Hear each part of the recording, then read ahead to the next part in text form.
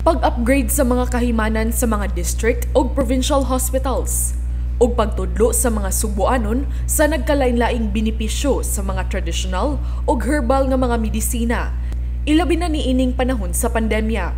Mao kini ang gitinguhang makabot ni Gobernador Gwen Garcia alang sa kapiskay sa panglawas sa mga subuanon karong mahibalik na usab siya sa Kapitolyo sa makasaysayanong ikalimang termino. Matod sa gobernador, aduna nay nag-ung-o nga aplikasyon ang lalawigan sa Sugbo ngadto sa buhatan sa Department of Health kon DOH aron i-upgrade gikan sa level 1 ngadto sa level 2 ang mga provincial hospitals nga anaa mahimutang sa mga syudad sa Danau, Bogo, Karkar ug lungsod sa Balamban. Iyang nahibaw-an gikan sa DOH nga duha niini ang Danau ug Bogo maoy unang naaprubahan. Gawas niini, ipa-upgrade gihapon sa Kapitolyo ang mga hospitals sa mga isla sa Camotes ug Bantayan Island ngadto sa level 1 hospital. What does it mean?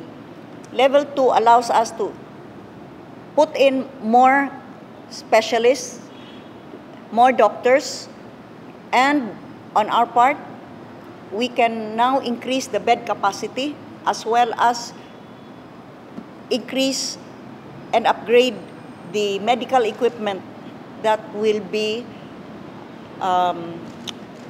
made available in all of our hospitals.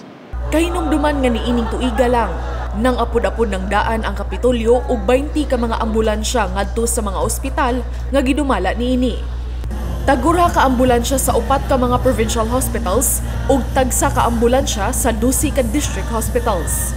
Ambulance niya dili ni patient transport vehicle. These are fully equipped ambulances so that if anything happens to the patient while on board, the necessary equipment would be available to help immediately. Dili lang kay oxygen.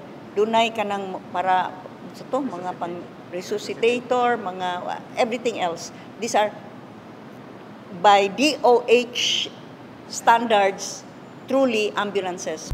Gibutyag sab sa gobernador nga gikatakdang mopirma og kasabutan ang probinsya tali sa Philippine Institute of Traditional and Alternative Healthcare kon PITAC aron katudloan ang mga subuanon sa mga traditional ug alternatibong mga tambal sama sa herbal nga mga tanom. Gani, himuon kini niyang usa ka criteria sa pagdaog sa ikatulong hugna sa Sugbusog program diin ang mga local government units, barangay, purok ug matag panimalay dunay dugang puntos kung makahimo silang tanom ug napulo ka herbal nga tanom nga giilan ang daan sa DOH. Gawas ni ana, magbutang usab og mga wellness center sa mga provincial hospitals diin ikadalit ang serbisyo sa PITAC ug bansayon usab ang mga barangay health workers sa pamaagi sa PITAC aron sila sab makagiya sa ilang mga katagi baryo sa tradisyonal ug medisinal nga pamaagi. What have I learned during this COVID period? That traditional medicines work. Importante lang para nga knowledge, no? Nga mahibaw sila that this is something that they can do ug makatabang. Ato ning balikon kay kaya sa kadaghanan nga di kinahanglan mo adtong ospital. Nga di kinahanglan resitas doktor. Kay kaya raman. Before we give all of these huge pharma firms all of our money, ato sa i-consider unsa may pwede nato mahimo, unsa may kaya sa atong mga kaigsuunan, mananom aning mga yerbas.